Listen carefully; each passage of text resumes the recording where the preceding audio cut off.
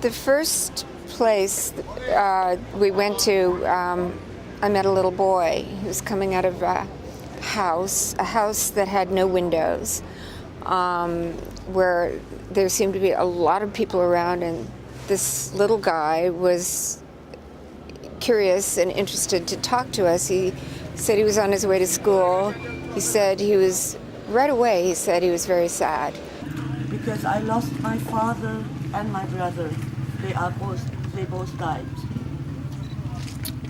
I think he didn't have the words to explain sort of what we learned more of throughout the day about how difficult it is for all the refugee families and for the host families too. Okay. There are Lebanese people that are very nice that told me how to arrive here. So we went upstairs and we met his mother and his brother and a lot of relatives living in the same house. And they were all unhappy, just really cold. They didn't have enough fuel for the single heater that would heat their room. However, the heater itself, if they had the fuel, you just know it was toxic. That is not something that people should be breathing. But nevertheless, they are pitted against a really harsh winter.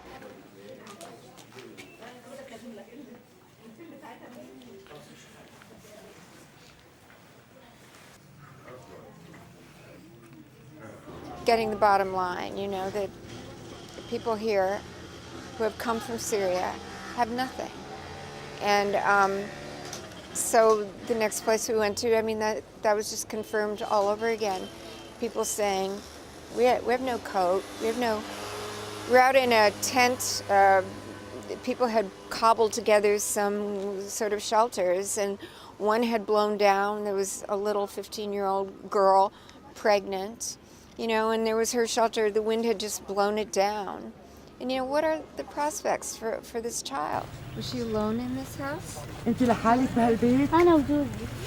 She and her husband, but her husband now is working, he's not here. Okay. She said there are two families living here. So the lady here is telling, it's my house there. It's my house. So she's staying with me. So she said, yeah, I need to have my space. I came into another tent, and again they said, well, you know, we have nothing. So you know, I saw a child just wearing sandals, and there's snow on the ground. And the father said, yeah, we don't have money to get shoes. So, you know, I know that UNICEF and partners are working really hard to do what they can. But it's a drop in the bucket, you know. A lot of help has to come fast. I just don't see how people are gonna make it.